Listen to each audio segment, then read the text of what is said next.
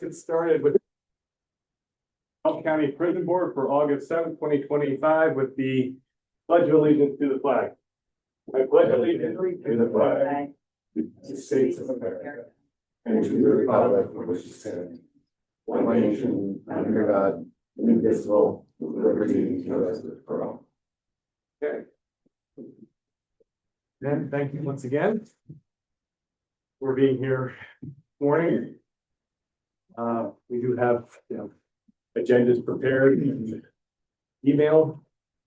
You have the agenda in front of you. Next on the agenda is our approval of the minutes from May 1st, 2025.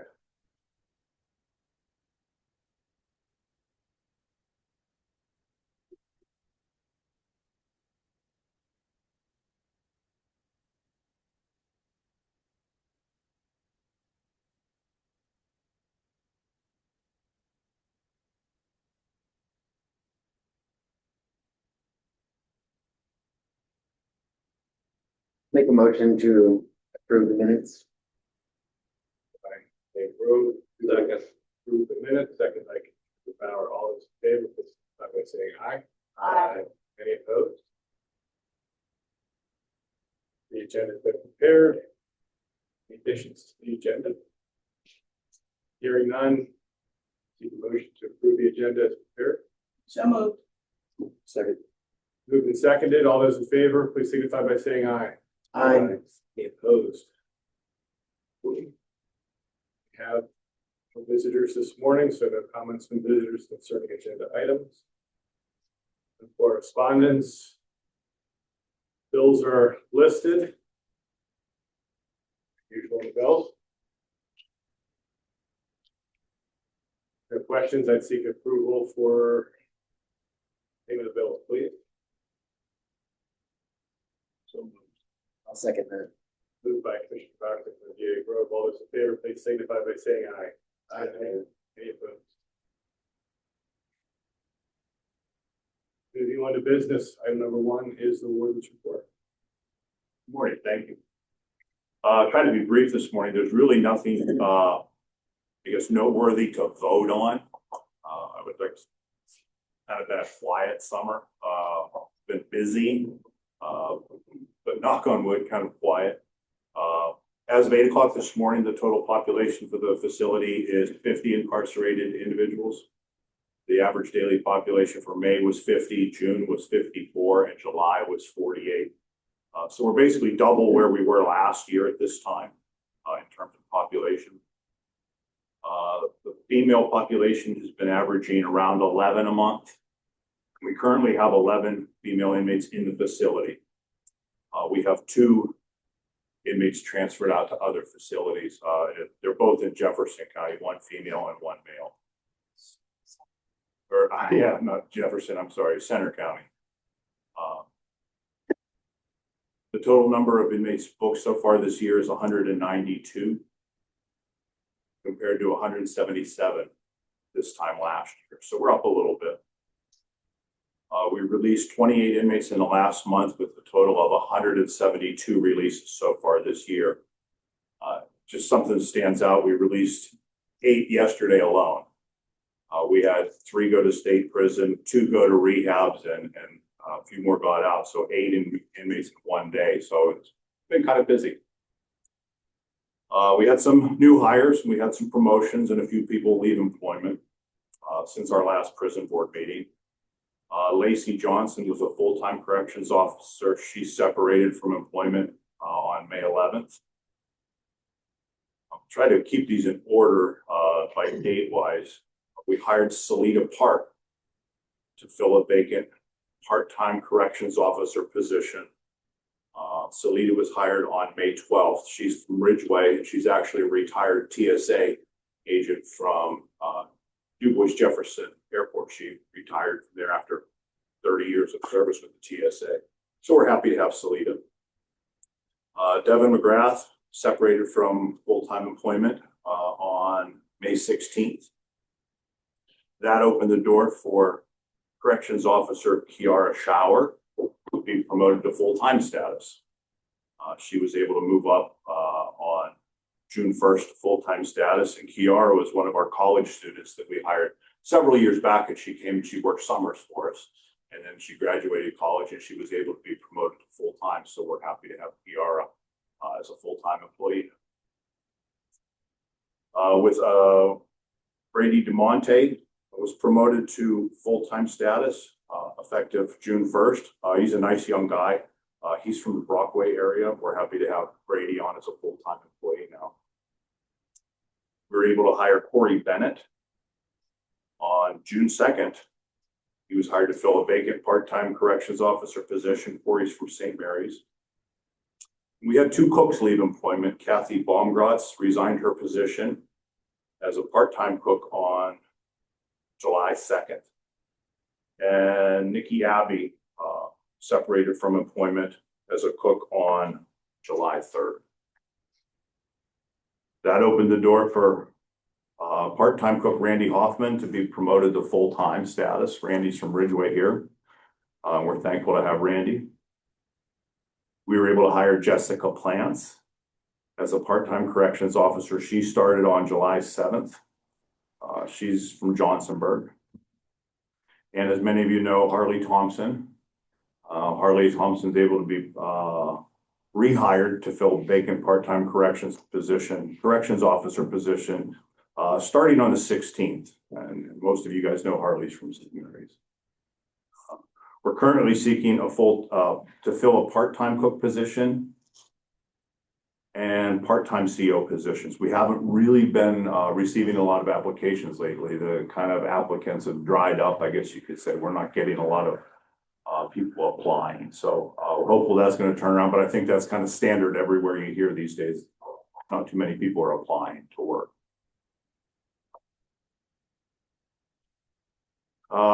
In revenue,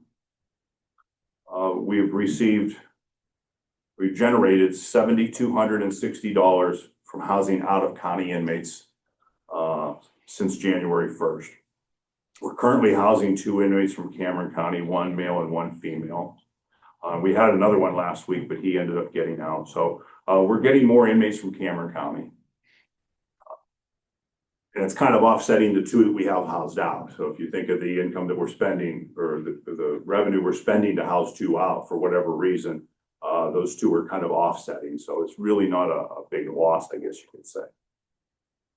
The prison received incentive payments totaling $1,800 from the Social Security Administration since our last meeting. And so far we've collected in work release fees, $15,302 in work release fees. We currently have 3 inmates on work release. And I just think it's kind of interesting. We have 1 Elk County inmate on work release. We have 1 inmate we're holding for Clearfield County on work release and 1 inmate we're holding for Jefferson County on work release. We have another. Excuse me, are those out-of-county inmates working in Elk County? Correct. Okay. Yeah, and we made a deal, basically made a deal between judges. The courts agreed for them to do their time here because they can maintain their employment here. We charge them a percentage of their paycheck to house them, and they get to continue their work and do their time as well. And it works out really very well. We're pretty fortunate. And we have 1 inmate pending work release. He's granted work release in Elk County, and we're just waiting to hear from the job, and hopefully you'll hear in the next week or so about getting him out to work. So he's, I think, with us through December 6th. Yeah, so we can have him potentially working all fall. So we got a few. And that's really all I have to report on. I'm sorry, in revenue and reimbursements, we were reimbursed from opioid settlement funds for the MAT programming that we do in the facility. A total of $8,187 for the second quarter of 2025. And total purchases for MAT prescription drugs for the year are $10,252.62. So that's kind of that money that offsets those expenses from the opioid settlement funds. It's got the 15,000 in work release fees. Is that year to date or is that from the last? That's year to date. That's year to date, okay. So That's really all I have in the revenues, reimbursements, the new hires, things like that. There's a couple issues I wanted to discuss, and I guess they're carryover business from last time, and one was the tablet proposal. I sent that out to you guys. We have received a proposal from IC Solutions to initiate tablets for the facility. Something we were seriously considering because of the loss of revenue from phone calls that we were going to be facing. We kicked that contract back to them for a change in wording, if you recall. And subsequently, the FCC has ruled that they are going to kick the can down the road another year, basically. So August or April of 2027, when they would potentially enforce the loss of revenue. So long story short, we're not going to lose any revenue from phone commissions. We can keep doing business status quo. So I sent the proposal back. No, we're not going to do this right now. But I wanted to have the discussion so you guys are aware where I stand with it. I don't think we need to act on it. I spoke to our phone rep yesterday, Tuesday maybe it was. He's going to get us a new proposal to review, to have tablets in, because the commissions may change. At this point, I don't have anything to bring to you on it for a vote. I don't think it's something we need to do right now. We can look at it again in next year at this time. So are there additional benefits that would have been provided had we gone forward with tablets that we were not going to? It is a revenue stream. I don't have the commission rate of what it would generate. He did indicate that the commission would go down due to the fact that the phone commissions are still staying high. The revenue commission, or the rates for the tablet commission, would come down. He did not give me an indication as to what it would be. And then I think it's also, what does the board want to do in terms of making a decision? Jefferson County just initiated tablets. They're good and bad. There's headaches with it. There's problems with it. There's connectivity problems. There's the big selling point, which they brought to me, not Jefferson, but the phone company. They said, now the inmates can watch Netflix. That's great. I don't necessarily think Netflix is a great option to have in the facility. It's something to think about. And again, we don't have to make a decision on it today, or even it's something to me that's, you have at your fingertips movies in a facility. I thought we could, limit that option. Well, that we could potentially, but that is a revenue generator for them. So they want to put that out as look what we have. It's an offer. It's entertaining. It's like playing Candy Crush or some games on your tablet. Those are fairly harmless, but you want to have access to everything. So I don't have the big picture. I don't have the proposal to even discuss. And I don't think we need to. So I just kind of wanted to update you guys on that. When the FCC extended the ruling for another year, that kind of gave us some more breather. And they may extend that again. New administrations, they're making changes all the time. So we're not losing revenue. Things are status quo on that. Does anybody have any questions on it? For the tablets, are they going to be on our network, or do they set up a separate network? Separate network. They're similar to the kiosks they put on. Okay. So what I'm hearing is, even if there was a lighter version, may not include Netflix or have some limited streaming. You're recommending we don't even explore that as a proposal until sometime in the future. Correct. So I need the board to be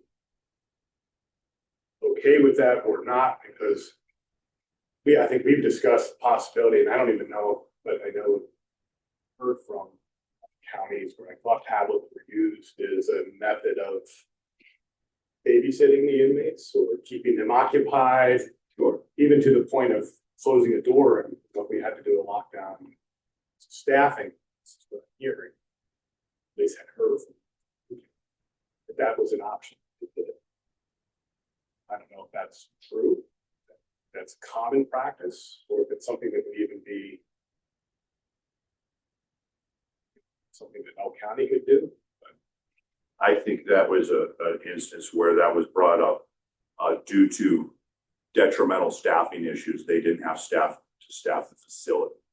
So the inmates got locked down, given a tablet as an entertainment source. We're fairly well staffed. Fortunate. So I guess I'm gonna ask you to just kick the can down the road on this with me, and we'll see where it goes. We'll see what kind of proposal they bring back to us. We'll see where, what offerings are available, what offerings they have to have out. As time goes on, and we learn new things, can you keep a list of benefits and pitfalls? Sure. Sure, and like, I want to talk to Jefferson County more too, because you have to trust what other facilities are doing to a degree. Do you love them or hate them?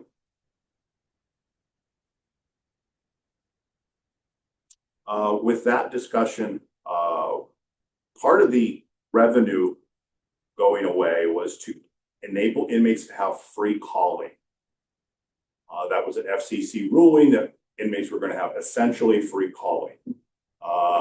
Reentry, connectivity to home, family, so inmates get free calling. I talked to our phone rep. My initial thought was to have one free call per inmate after commitment. He said, we can do that, but what I'm going to suggest is one free call per inmate per week. So we instituted that. An inmate gets booked, they get enrolled in our phone system, which is just a simple matter of punching in a code and creating an enrollment code. They get to make a free call once per week. What that actually did was generate more revenue. Because when you are incarcerated, the first thing you're to do is reach out to your family and say, hey, here I am. Can you bring me some money? So we didn't lose any revenue. It's actually going to increase revenue. The calls are still a 20-minute call. The calls are still recorded if law enforcement needs them. But long story short, all inmates get one free call per week now. And it's working well. And it's taking the burden off the counselor, the sergeants, to give that inmate that first phone call home. They can do it themselves from 9 a.m. to 9 p.m. I was gonna ask you, that'll probably cut down on the regular phone calls. Correct. The counselor, the sergeant's running to give an inmate a call. If an inmate's indigent, we don't have to worry about that. They can do it themselves. So it puts the burden back on the inmate to do it. And there have been no issues, no complaints. So regardless how long they talk, it's just one call. If they talk for 3 It's minutes, one they call. have to click, you're done. Correct. Okay. One call up to 20 minutes. And there are local calls. They're in the 814 area code, I guess. It's working well. There have been no major issues with it. And it caught on fast. We were ready to post it that it was, this is what we're doing, and they'd already found out. They hit option 3 and it's a free call. And so word spread real fast. So that's the long and short of that. So we did just want to let you know we have swapped over to Jamestown Psych. We talked with the May meeting that Dickinson had pulled out of services for the facility. We did contract with Jamestown Psychiatric through Cameron Elk Behavioral. We also have Jamestown Psychiatric do assessments, the lethality assessments on high-risk inmates. We actually have one going on right now. And it's going quite well, I think. There were a few bumps in the road. There's a few connectivity issues. But basically, psychiatrist is in the facility twice a month, sees up to 4 inmates each time. Mental health therapist is in the facility weekly. They hired another therapist. She's in every other week. So we are getting the coverage as far as the mental health screenings, the mental health treatment, the medications. We're very fortunate, and I think it's going quite well. With the lethality assessments for high-risk inmates, it's a matter of sending an email. We send any notes from progress or why are we doing this. The intake screening, the mental health screening, the suicide screening. And we send that out by email. They email back when a time to connect is, and it might be in half an hour. And we put the inmate on it's telepsych. And so far, so good. It's working out quite well. They make a recommendation at the end of that, whether the inmate should stay on watch or can be taken off the suicide type watch. And then they also fax us or email us a copy of their recommendation. So we have that in writing. So far, so good. I think it's working quite well. And sometimes we send our information out and they say, okay, we'll see the inmate in 10 minutes.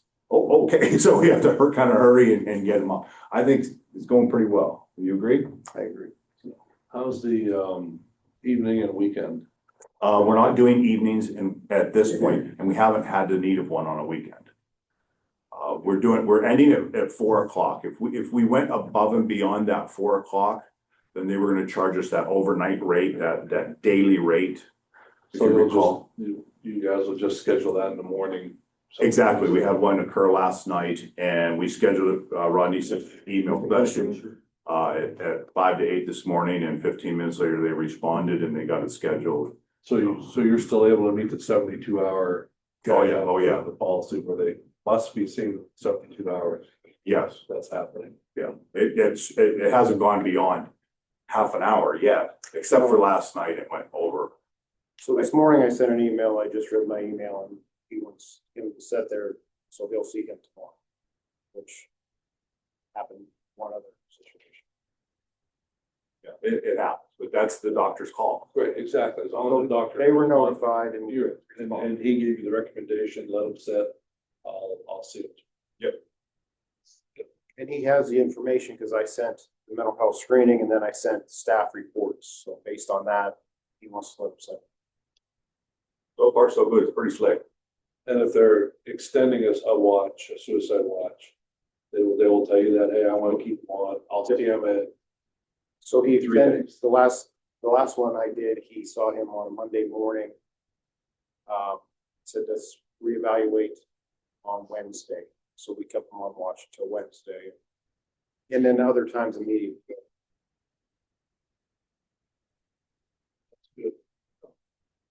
So one question, going back a little bit, so the psychiatrist comes in 2 times a month, see if 4 inmates each time. Correct.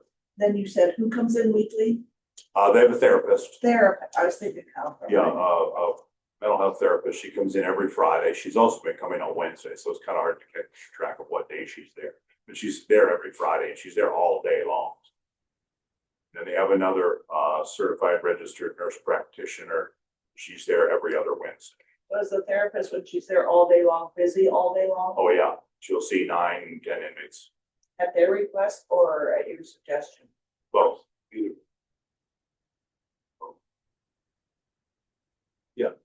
Have we received our first invoice yet? And No. if so, No, we didn't. is it? First 2 weeks, we didn't have any. So I would expect it anytime now. Okay, I just want to make sure it's meeting our expectations, what that was going to be delivered is. Yeah. Sure. We haven't had a cheap bill yet, but I'm sure it's coming.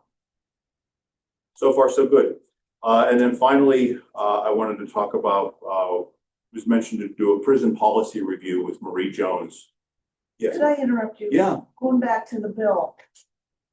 Can we use any opioid funds for that? I think we talked with that. Yeah, I think you'd have, they'd have to track if it's It would have to track if it's, dual diagnosed, like, not dual, but, what do they call yeah, a that? dual diagnosis of mental health. It's And all it's nothing to use. Would they consider that counseling session, even though it's for mental health? And, you know, they consider that an eligible expense under Exhibit E. Well, it comes down, excuse me, it comes down to caseload and with the prison counselor, we do a 50-50 split because we're saying that half of the cases are opioid related. We're getting away with that. But with the lethality assessments, it's the psychiatrist. It's that different And, build rate.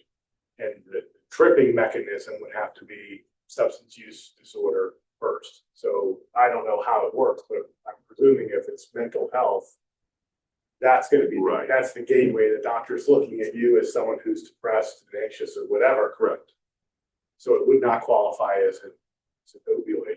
And unless they come in and said, hey, I'm hooked on drugs and it makes me want to jump off a bridge. I'm not trying to be No, funny, no, but I mean, correct. that's, then we gotta see the psychiatrist for lethality assessment and then we're there, but I don't know, again. We go with what's presented to us and it's basically, I am having thoughts of suicide. I am risk. If it's tied.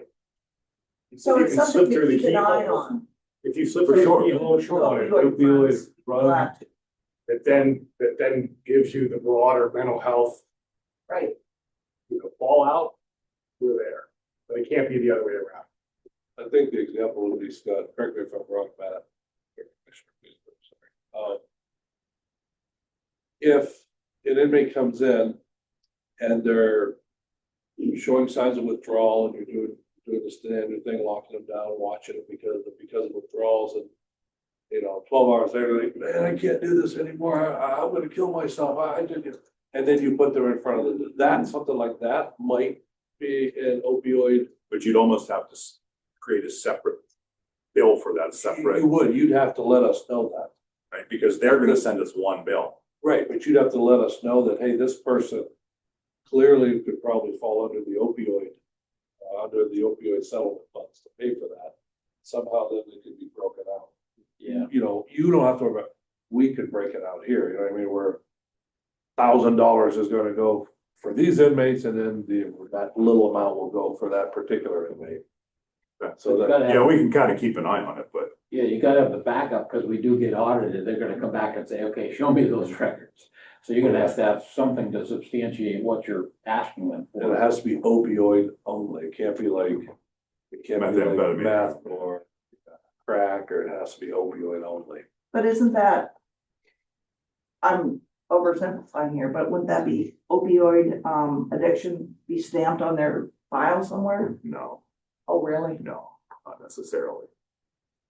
And we're not seeing the opioids like, Right, but We did. you are privy to why they're, the reason they're, they're on suicide watch, yes. no, they're incarcerated, I guess. Sure.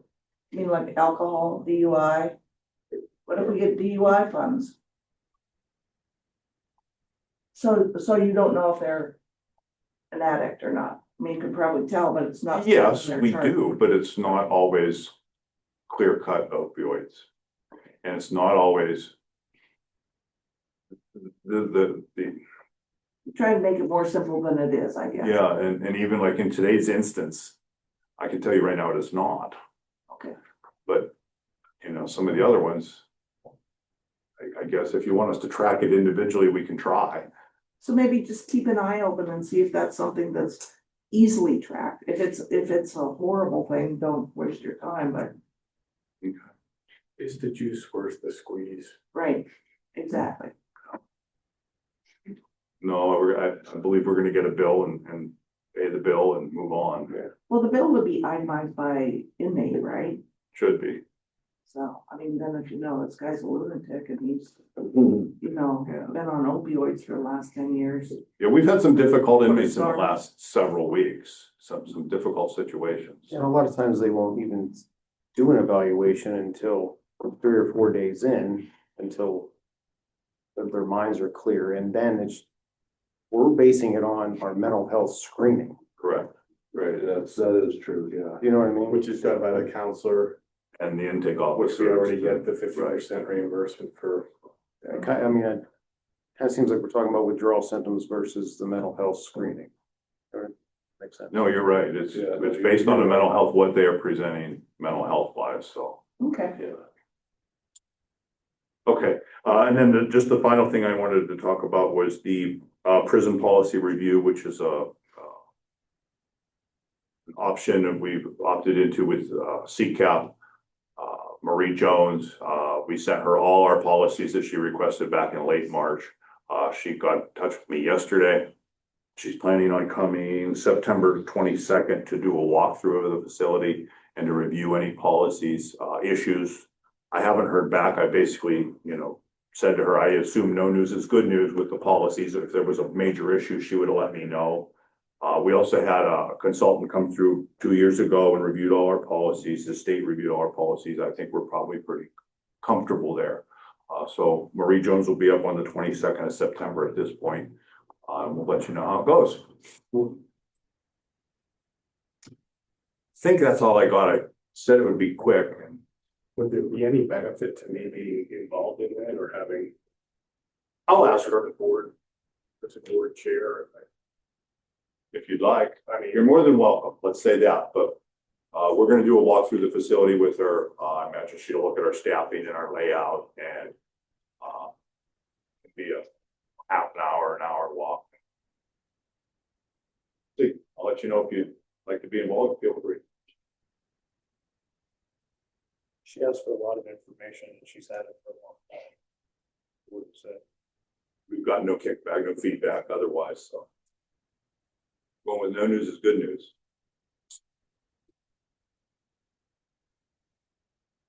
That's all I have, folks. Thank you.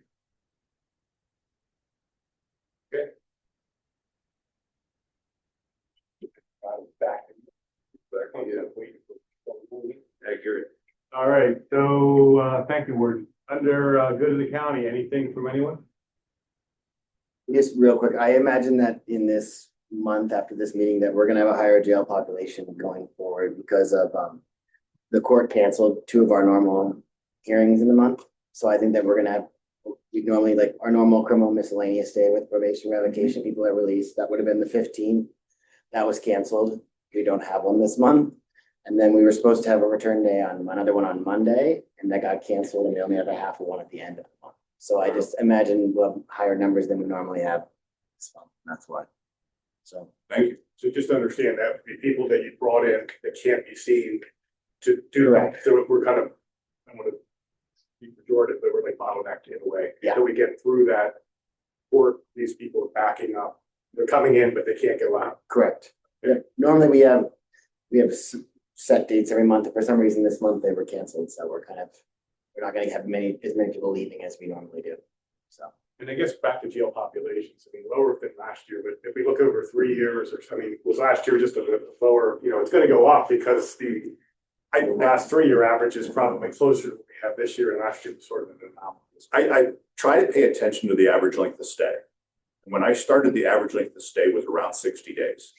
And I usually go back 6 months to gauge an average length of stay. Then it went down to 45 days. Okay. Last summer, it was 29 days.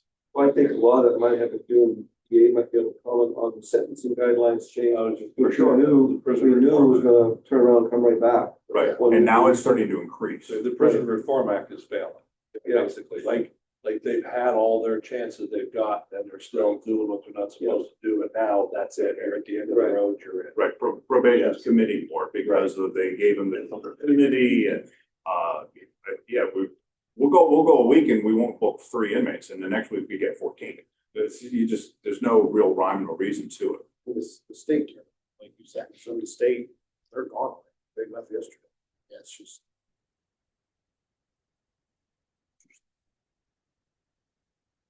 Now it's your. All right, so, we have no one here from the press. There's nothing further. I'll entertain a motion for adjournment. I'll make that motion. Second. We stand adjourned. This is hard to believe. Thursday, December. Which. Oh, you're late for it. I know. No,